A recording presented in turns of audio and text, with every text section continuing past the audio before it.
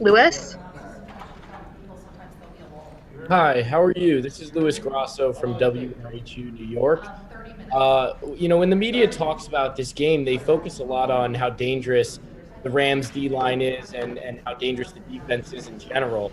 And as a second year player now finding yourself facing this defense head on in the Super Bowl, how do you prepare yourself ahead of Sunday for this tough matchup? We understand that they're really talented up front. They're disruptive, and so we have to game plan for that, and we have to play really well. We have to play at a high level up front. So it's no different than any other week. We've played a lot of great D lines this year, and this week's not going to be any different. South Florida. Hi, Jonah. Reiterating that question, I don't think that there's probably a better tandem in the league than you have with an Aaron Donald as well as a Von Miller. When you look at those veterans, where do you compare some of these guys with some of the ones that you face? I know you obviously, your quarterback's been sacked a lot, 51 times a lot during the postseason, but is there any particular approach that you guys are going to try to do a little different than some of the other teams? Congratulations getting here, by the way. Like you said, they're two of the better, more talented players in the NFL on the defensive side. It's on us really. There's a onus on us to be really good and to play really well, play with good technique. All the stuff that we've been drilling now. Week 24 or whatever this is of the year.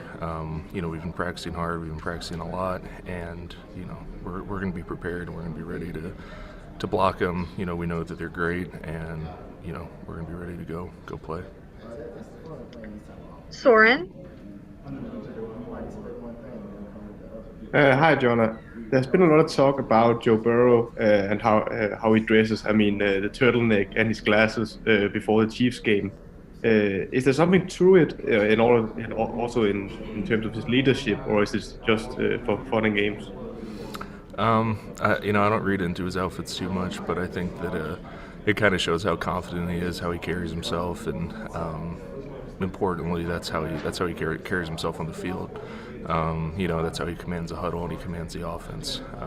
I appreciate his swagger off the field, but his swagger on the field is a little bit more important to me. Isabella Fernandez.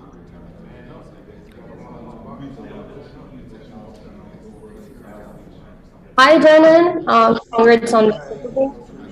In your three seasons with Alabama, you never missed a game. But last year, you suffered an injury that took you out for most of the season. What was the most important thing that you learned at that time when you changed what you love and now being in the Super Bowl? You were breaking up a little bit, but I think that I think mentally. Knowing how much I hate being on the sideline, it makes me appreciate, playing this full season so much more. It's been a magical season, and it's really important to me that we finish this the right way. But I think I do have a greater appreciation because I have missed time early in my career, and that really sucks. So I have a lot of appreciation for the position that I'm in. Jeff Hobson. Jonah, I'm sorry if this has been asked to you, but I'm wondering what's the best advice and who gave it to you about facing these guys, these edge guys? What's the best advice? Who gave it to you? It's hard to say in terms of advice. I think just coaching. Coach Pollock's been in this league a long time, and he has good ideas on how to block guys, how to prepare for them. But like I said before, I think that this is we're playing great edge rushers, we're playing a great D tackle, but it's important to approach this like every other team, and when you prepare, you don't want to change things up, do things differently. There's a system, and it's all about just executing. So that's kind of the way that we're approaching this. Gonzalo, no huddle. Jonah here, Gonzalo Fabri from Huddle in Argentina. My question is, you at your career in Alabama had this kind of big games through I want to ask you which aspect of your preparation did you took from that stage and that you could apply to your professional career? I think one thing that we did really well at Alabama, especially leading up to a big game like this, was just blocking out all distractions. Keeping our focus really narrow and keeping it just on the game. Not getting caught up in the hype of all of this. It's obviously a big stage, big game, exciting environment, but it's football. And we have to go out there and execute for 70, 80 plays, however many plays it is. That's what's important, is going out and executing that. And, we did a good job at Alabama blocking out distractions and just focusing, and we need to do that again now. Thank you and good luck. Thank you. Tyler Ingram. Hey, Jonah. Tyler Ingram with Sideline Sports. How are you? Good. How are you? Good. Jonah, you played in the national championship every season during your Alabama career. Can you describe the feeling of playing in your first Super Bowl in just your second season in the NFL? Third season, but yeah. Third season, sorry. My apologies. It's very exciting. It's what you work for all off season. When we're training on our own, then we get together and do OTAs, training camp. All the hard work that goes into this season is for this game, for this opportunity, and that's a position that we've put ourselves in with our hard work and execution, and so we have to finish it that same way. And coming away with a win would be massive for this team, this organization, and that's where all of our focus is on. Thank you, Jonah. Good luck on Sunday. Thank you. James Tatum.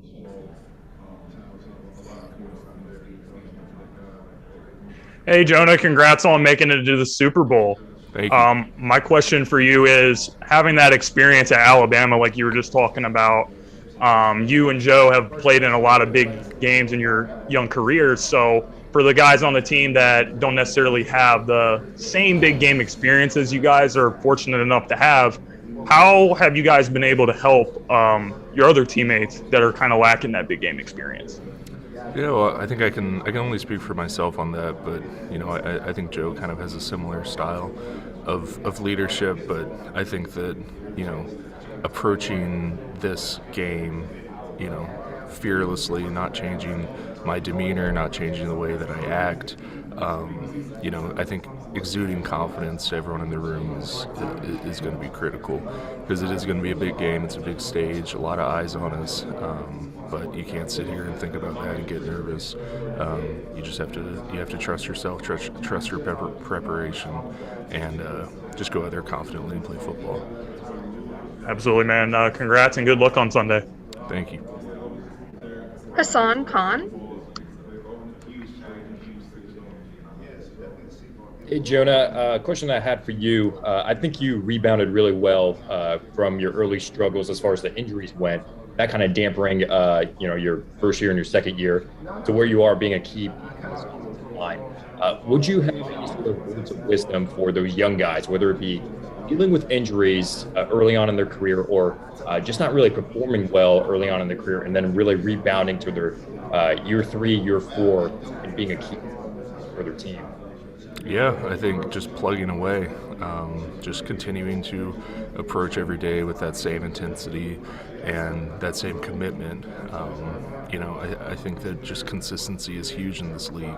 That's one of the most important traits you can have, is just being consistent. So if you need to be riding on emotional highs and lows and, trying to hype yourself up or something like that, you're just not going to be successful in this league. Just continuing to show up every day with a positive attitude, working, and just, staying focused on long-term goals, which is to be a great franchise left tackle for a Super Bowl organization.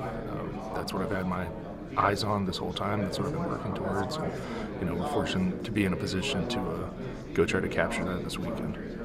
Thanks, man. Good luck. Thank you. Ben, New York Times. Hi, Jonah. I was wondering how you would define the concept of cool and where your quarterback fits into that.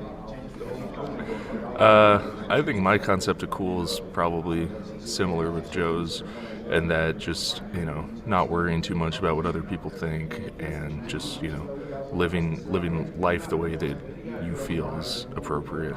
I think Joe does a really good job of that. He's had a lot of success with that attitude, and everyone off the field sees him as cool, and everyone on the team just sees him as a confident leader. Somebody that we could rally around. So I think, Joe definitely embodies my definition of cool.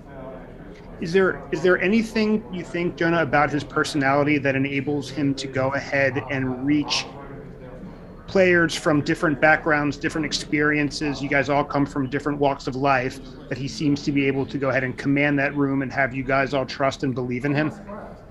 Yeah, I think that just starts with trusting and believing in yourself, because we'll see right through it if you don't. If it's all talk and there's not that confidence behind it, then it's not going to be very moving. But we know he's legitimately that confident.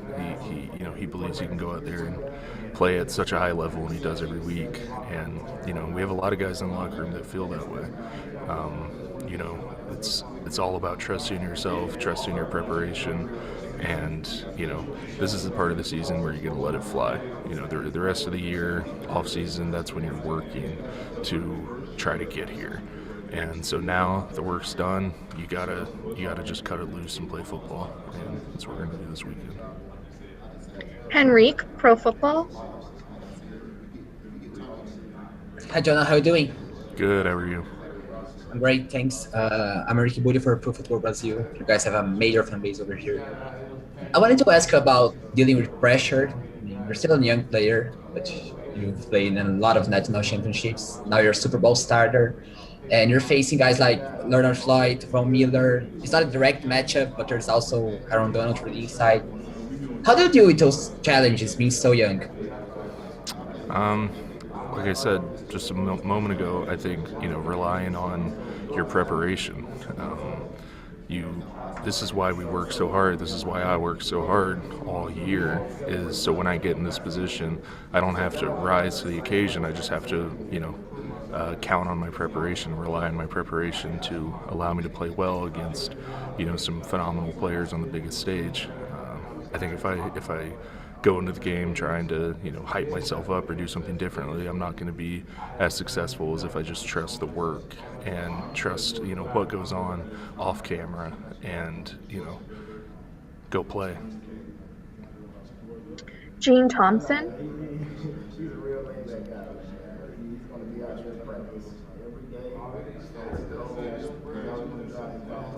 Jay Skursky.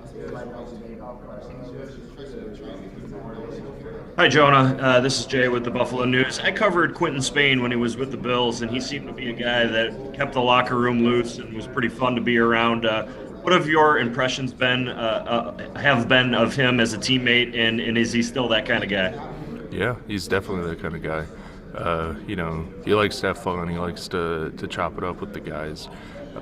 He's a great guy to have in the O-line room, but he's also someone who, we'll be having fun, we'll be joking around, but when it comes down to the game, when it comes down to, really playing, he's a guy I know I can trust, a guy that, is going to play at a high level every week and who I can rely on. Playing your line mate is really important, and playing against good D lines, you have to trust a guy next to you. And I always feel like I can do that with Q. He's been a great teammate this year, and hope to go win it for him. Thank you. Good luck this weekend. Thank you. Neil Reynolds. Hi, Joe. It's Neil Reynolds from Sky Sports in the UK. Hey. I wonder if you could tell me how Joe Burrow reacts when he's sacked. Is he unflappable? Does he just get on with the job the next play? Obviously, you offensive linemen, you take great pride in protecting him, but what's he like when he does get dropped in big situations? He's the same Joe that he always is. I think that everyone on the team, everyone on offense understands that, executing protections, executing plays is a group effort, and there's not really time in the game to, try to point blame or point fingers or anything like that. It's just, all right, now it's the next down. We got to make a play, we got to go win this game. And so Joe and everyone on the team carries themselves in that way. The important thing is winning games. Rob? Oh, hi. Thank you for taking my question. Yes, the Bengals have had a team record of giving up 55 sacks this regular season. Has the clean slate you mentioned before have been working in the playoffs? The QBs and the wide receivers and running backs have still been having good games with yards in the playoffs. Will the offensive line still manage to hold off sacks from Aaron and Vaughn in the Super Bowl? Yeah, that's our plan. That's our goal. That's what we do as an O-line, as an offense, is going out and winning games. And right now, this 2021 Bengals team is 3-0 in the playoffs, and we're looking to go 4-0 this weekend. Jack Smith? Hey, Jonah, I know a lot is being made of the matchup in pass protection versus this Rams defensive line, but when you watch the Super Bowl, normally it comes down a lot to being able to run the ball early, and have success on the ground when you need 3 or 4 yards. So I'm wondering what your perspective is on that, with most people focusing on the pass. How important do you think it is for you guys to establish the run? It's extremely important, and that's a big part, like you said, of us winning, and us winning the game, which is really the point of what we're doing here. Is controlling the ball, controlling the sticks, and scoring more points than they do. And to do that, we have to be good on the ground. We have a great back. We have receivers that block downfield, and we have an O-line that could open up holes for them. So that's what we have to do this weekend. Thank you. Good luck on Sunday. Thank you. Julian? Hey, Jonah, congrats on making the Super Bowl. I think they just hit on something I was going to ask, but I will ask you, without Aaron Donald in that front, what's your biggest mindset in making sure that you guys are on top of everything, giving Burrow enough time so we can make plays and attack that Rams secondary, which is going to be vulnerable at times? We need to execute our pass protections. We need to execute our run game, and it takes all 11 on offense to do that. And, we're working hard this week. We've been working hard all year. And this is the time that we really have to play our best game and, put us in a position to win. Looks like we ran through all the questions, but if you don't mind just hanging out for a couple more minutes to see if anyone else pops over. Okay. Thanks.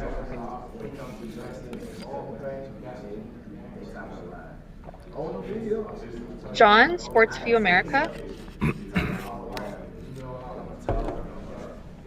Hey, John, congratulations. Normally you talk about offensive linemen. They're probably the smartest people on the team. How has this group been able to kind of learn and adapt? And is 2 weeks too short of a time to really get into schemes and to learn different things at this particular point? Oh, I think, this deep into the season, for the most part, our playbook has been installed since camp, and we're always making adjustments and those things. But I think the 2 weeks is a good amount of time to be prepared to go against their scheme and their defense. And, I think we have a good game plan, and, we have a good understanding of it up front, and know that it's going to be critical for us to execute it to win this weekend. So that's what we're going to do.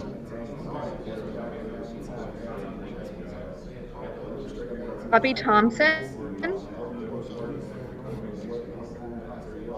Hey, Jonah, how are you? Good, how are you? Doing well, thanks for asking. My question for you, I've been bouncing around, is how hard do you think it's going to be to go up against these pass rushers of the Rams?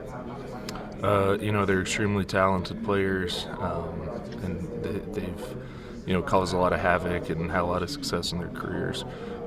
So, it's going to be a big challenge for me and for everyone up front. But, that's our job. That's what we're preparing to do. And, I have confidence in myself and everyone up front to do their job on Sunday. Thank you so much, and good luck on Sunday. Thank you. Scott, South Florida. Jonah, I want to ask you a little bit about Joe Mixon. You know, obviously he's a fine running back, but more importantly, I like his hands and his ability to go out there and make plays. Do you think he's one of the more underrated playmakers that you have, knowing that your wide receivers certainly get a lot of the touches, but nobody should really underestimate the contributions of Joe Mixon? Yeah, definitely. I think, you know, Mixon's a phenomenal player. You know, and he's a guy that works really well with his O-line. You know, he has a good understanding of when and how to hit the different seams and holes that we're trying to open up.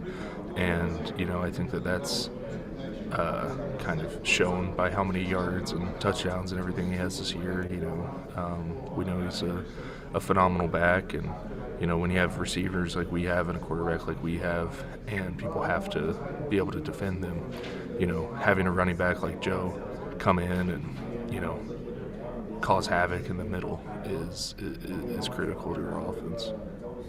Yeah, I mean, let's face the reality. It's one thing to have a guy that strictly can run the ball, but he seems to be pretty multidimensional. And when you have a guy like him who's so multidimensional, it gives your quarterback a lot more options, hopefully to avoid some of those sacks as well, take a little pressure off you offensive linemen. Mm-hmm. So I imagine that makes things up your life a lot easier, doesn't it? Yeah, I think, you know, in general, having playmakers makes everyone's lives easier, because we're making more plays, we're moving down the field, we're scoring more points, and winning more games. Thank you.